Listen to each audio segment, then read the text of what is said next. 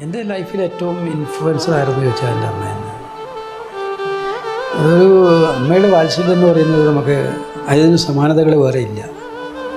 എനിക്ക് ഏറ്റവും കൂടുതൽ വിഷമം തോന്നുന്നു അവരുടെ ആ കോവിഡ് സമയത്തുള്ള വേർപാടാണ്. എന്നെ ഒലച്ച വെടിച്ചൊലച്ച സംഭവം. ഇപ്പോഴും ഞാൻ പൊരുത്തപ്പെടാൻ പാടുപെടുക. അമ്മയില്ലേ, വയസ്സായില്ലേ എന്നൊക്കെ ചിന്തിച്ചാലും അമ്മ തന്നെയാണ്. അമ്മയില്ലാതാവുക എന്ന് പറയുന്നത് ലൈഫിൽ നമുക്കൊരു, എൻ്റെ മാത്രമായിരിക്കില്ല, എല്ലാവരുടെയും അങ്ങനെ തന്നെയായിരിക്കും. പക്ഷെ എനിക്കത് വല്ലാതെ ഫീൽ ചെയ്യുന്നു.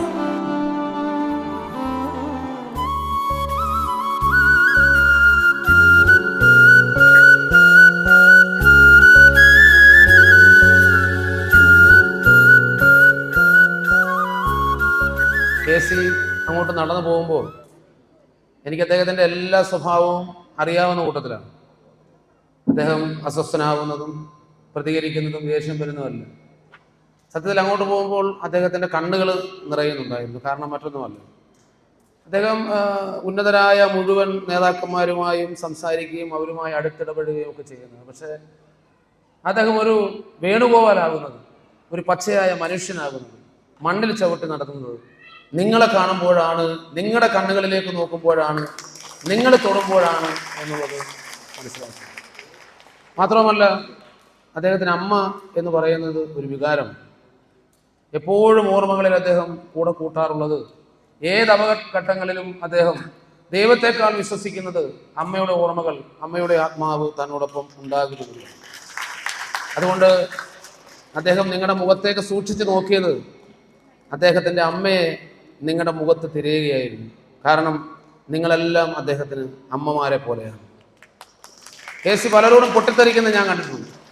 പലരോടും പൊട്ടിത്തെറിക്കുന്നതൊക്കെ ഞങ്ങളോടൊക്കെയാണ്, ഞങ്ങളുടെ കയ്യിരിപ്പുണ്ടാണ്. പക്ഷെ ഒരിക്കൽ പോലും ഒരു സാധാരണക്കാരനോട് പോലും കെ.സി. വേണുഗോപാൽ എന്ന് പറയുന്ന ഉന്നതനായ രാഷ്ട്രീയ നേതാവ്, ജനപ്രതിനിധി പൊട്ടിത്തെറിച്ചിട്ടില്ല, ദേഷ്യപ്പെട്ടിട്ടില്ല എന്നാണ്. ഞങ്ങളൊക്കെ ജീവകാരുണ്യ പ്രവർത്തനം പഠിച്ചത് അദ്ദേഹത്തിൽ നിന്നുമാണ്. സാധാരണ രാഷ്ട്രീയക്കാർക്കെല്ലാം ഉള്ളത് തൂമ്പയുടെ പണിയാണ്, ഇങ്ങോട്ട് വലിക്കുക എന്നുള്ളതാണ്. ആ സിസ്റ്റം മാറ്റി അങ്ങോട്ട് കൊടുക്കുന്നത്. ഇപ്പോൾ ഒരു വീട് വെക്കുന്നിടത്ത് വന്നാൽ ചടങ്ങിൽ പ്രസംഗിക്കുമ്പോൾ എൻ്റെ 1 മാസത്തെ ശമ്പളം, അങ്ങനെയാണിപ്പം ഞങ്ങളും ആ പാത പിന്തുടരുന്നു. സർക്കാരിൻ്റെ ആനുകൂല്യങ്ങൾ മാത്രം നാട്ടുകാർക്ക് മേടിക്കൊടുക്കുക എന്നില്ല, തൻ്റെ സൗഹൃദങ്ങൾ, തൻ്റെ ബന്ധങ്ങൾ, തൻ്റെ കഴിവുകൾ, ശേഷി, ഇതൊക്കെ പാവപ്പെട്ട ആളുകളെ സഹായിക്കാൻ വളരെ ആത്മാർത്ഥമായി ഹൃദയം കൊടുത്തു നിൽക്കുന്ന ഒരു നേതാവാണ് ശ്രീ കെ.സി. വേണുഗോപാൽ. പലപ്പോഴും പഴി കേട്ടിട്ടുണ്ട്, കുറ്റപ്പെടുത്തലുകൾ ഏറ്റിട്ടുണ്ട്, കല്ലേറുകൾ കൊണ്ടിട്ടുണ്ട്. പക്ഷേ അതിനകത്തൊന്നും തളരാതെ മുന്നോട്ട് പോകാൻ സാധിക്കുന്നത് ഈ നാട്ടിലെ അദ്ദേഹത്തെ സ്നേഹിക്കുന്ന, അദ്ദേഹത്തെ ഇഷ്ടപ്പെടുന്ന ഒരുപാട് പേരുടെ പ്രാർത്ഥന കൊണ്ടാണ്. ഞാൻ ഓർക്കുന്നത്, പലപ്പോഴും നമ്മൾ കുട്ടിക്കാലത്ത് ആകാശത്തേക്ക് നോക്കുമ്പോൾ കാർമേഘം ചന്ദ്രനെ വന്ന് മൂടാറുണ്ട്. അപ്പോൾ നമ്മൾ വിചാരിക്കും, ഇനി ഒരിക്കൽ പോലും ജീവിതത്തിൽ ചന്ദ്രനെ കാണാൻ പറ്റില്ല.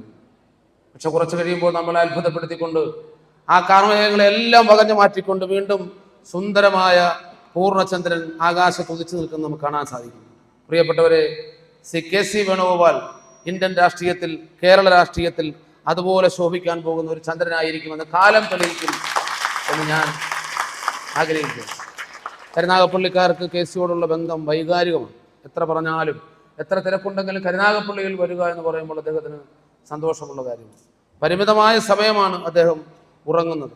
ഉണർന്നിരിക്കുന്ന സമയത്ത് എപ്പോൾ സമയം കിട്ടിയാലും ഓടി കരുനാഗപ്പള്ളിയിലെ ദുഃഖത്തിൽ പങ്കെടുക്കാൻ, സന്തോഷത്തിൽ പങ്കെടുക്കാൻ, നമ്മൾ വിളിക്കുന്ന പരിപാടികളിൽ പങ്കെടുക്കാൻ, വികസന പ്രവർത്തനങ്ങൾക്ക് നേതൃത്വം കൊടുക്കുവാൻ എല്ലാം ആത്മാർത്ഥമായി പരിശ്രമിക്കുന്ന കെ.സി.